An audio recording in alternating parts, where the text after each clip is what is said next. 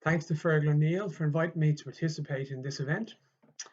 While I'm not mad about filming myself, if he hadn't asked me, I wouldn't have taken this time to fully reflect on the year that's gone.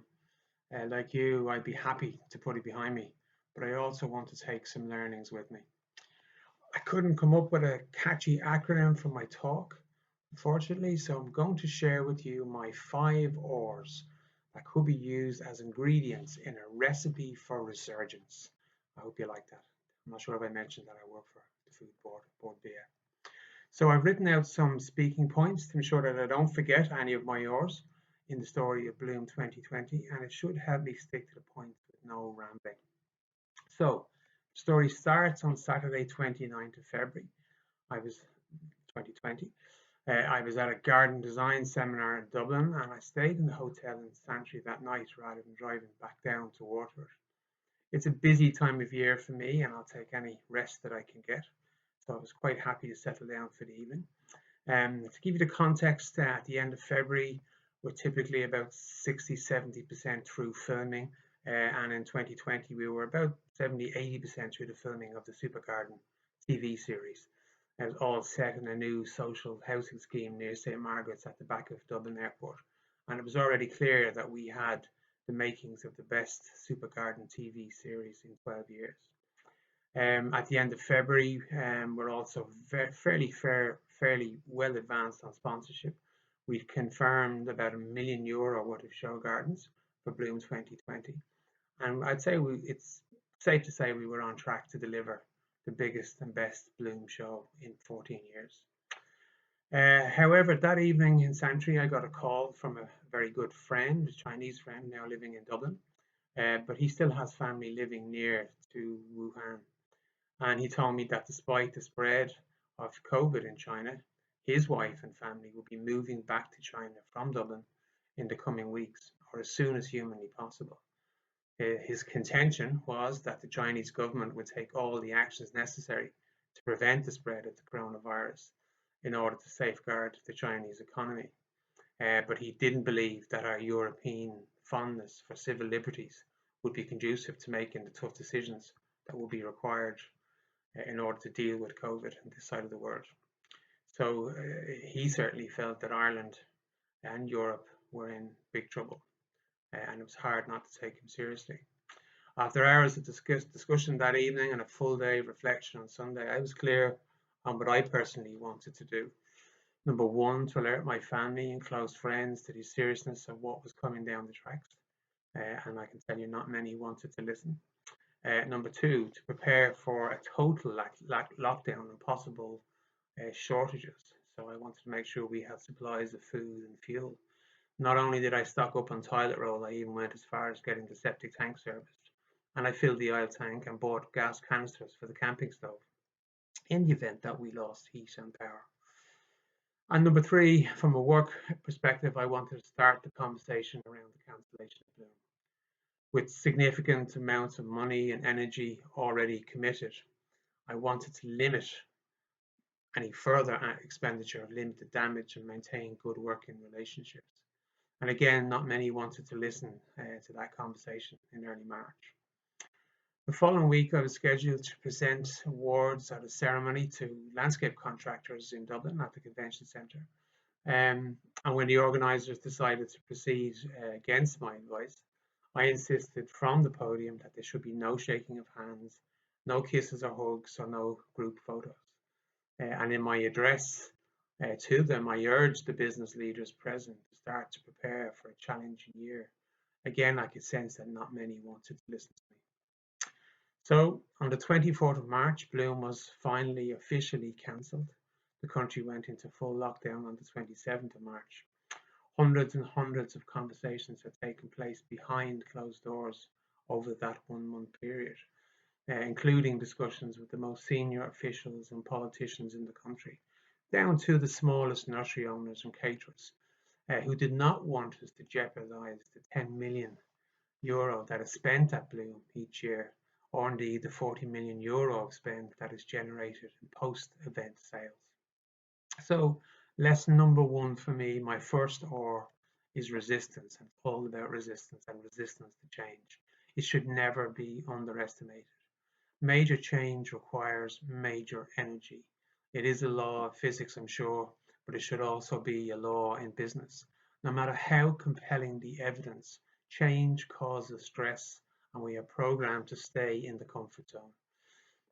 Even though I wrote my business master's thesis on the management of change here in WIT about 10 years ago, I still had no appreciation of the strength with which individuals and businesses cling to the familiar, not until 2020. So that's my first R, resistance and resistance to change. Lesson 2 and 3 for me were about reflection and reframing. Reflect and reframe. I always remember the story told in a marketing class, probably in the late 80s, about one of the big petrochemical companies making the decision to reframe and rebrand their business. They were becoming an energy provider rather than a provider of fossil-based fuels. They could see the writing on the wall, and they recognized the need to invest in renewables in order to future-proof their business and profits. This year, I reminded my colleagues on the Bloom management team that we are not in event management business. We may run one of the biggest events in the Irish calendar, and we may need to be experts in event management. But in actual fact, we are in the business of educating and inspiring the Irish public around plants and gardening. Food and drink is also important to us in Bord Bia, and I'm sure you know. But at Bloom, horticulture is at the heart of what we do, and we need to always follow our heart. When Bloom's cancellation was accepted by all and sundry at the end of March, we could finally turn our attention to alternative ways of engaging with the public. And this was an exciting opportunity to pivot, my favorite word of 2020. And very quickly, we devised a hashtag Bloom at Home digital campaign. We went on to run a TV and radio ad campaign to appeal to all those workers who were stuck at home looking out at a garden wasteland, and we doubled the length of the Super Garden TV series to 6 one-hour programs. RTE were delighted, of course, as they were desperate for content to fill the spots left behind all the cancelled soaps. We ran a major hashtag Bloom at Home campaign with RTE across radio, TV, and digital. It wasn't an event nor anything like an event, but it aligned to our objectives and our KPIs. In addition to many families and individuals rediscovering their gardens after years of neglect, we helped an additional 165,000 new households discover the joys and benefits of gardening for the very first time. Lesson 4, reconnect, another great or. Stay connected with the team. This was the biggest surprise for me in 2020. I've always liked working from home, always happy to avoid the early train to Dublin from Plunkett Station, always happy to have the space and time to walk on the beach in Woodstown. And while I knew intellectually and intuitively that daily connection with other humans was important, I had not ever felt lonely or depressed from lack of contact, and I had not realized the importance of all the pre and post meeting banter that happens in the real world. In a world of video conferencing, regular catch-up meetings with extra time allowed for small talk are key. As a team leader with an agenda and a to-do list, it's easy to forget that for many working from home, this online call may be the closest that participants have to human connection that day. Not everyone has another adult at home with whom they can shoot the breeze or analyze the latest COVID numbers, or indeed sample the banana bread or make a hearty winter soup. If humour started with an or, I would also include it in here. Life was already too serious before COVID struck. Creativity and productivity is maximised when a good laugh has softened some of the worries and fears that are currently inescapable. My fifth or is resilience. At the end of Christmas 2019, on St. Stephen's Day, I started a 10-day silent meditation retreat in a boarding school in Dundalk. Needless to say, there were some raised eyebrows at home. It was probably the most extreme mental health intervention that I'd ever undertaken, and it was great, profoundly interesting. And in January and February, I felt really well prepared for the year ahead and confident that I could meet any challenge head on. However, it wasn't enough to keep my spirits high in March and April. Ironically, during the first lockdown, I found myself talking to the media on a regular basis about the many benefits of gardening for both physical and mental health. Exercise, using the green gym, the clean, safe air, the benefits of sunlight and vitamin D, the connection to nature, the sense of accomplishment and control that is achievable in your own safe, private plot. And during the summer, I was invited to join the board of the Sanctuary, a charity set up by Sister Stan Kennedy in Dublin that provides access to indoor and outdoor green space for individuals and organisations that need space and support for meditation or mindfulness. And in order to better understand their work, I took on a part-time online mindfulness teacher training course, which I completed there on the 5th of January. So I seem to have become immersed in this area during 2020. And what has become very clear to me is that we need to keep ourselves and our teams resilient every day.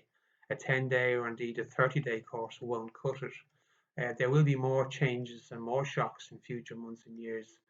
And when you examine the requirements for resilience, you recognize that we can actually maintain our readiness for change and our ability to resurge. The Mental Health Association of Ireland lists 5 ways for well-being on its website, and I would recommend this as a great guide for building and maintaining resilience. I'd go as far as suggesting that business leaders and team leaders incorporate these recommendations into their targets and their objectives for 2021. So in summary, my 5 R's include dealing with resistance to change. Remember that it takes time and energy to bring about change.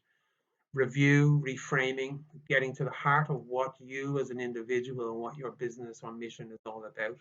If you don't do this, you'll make yourself dizzy with pivots and repivots. Reconnecting, and that's really about relationships. Remember that we achieve much more as a team, and we need to bring our team along with us. And we will need them to take advantage of the opportunities post-COVID. And maintaining resilience and topping up that resilience tank every day. So I hope that this has been useful, and I look forward to hearing the perspectives of others. Thank you for your attention.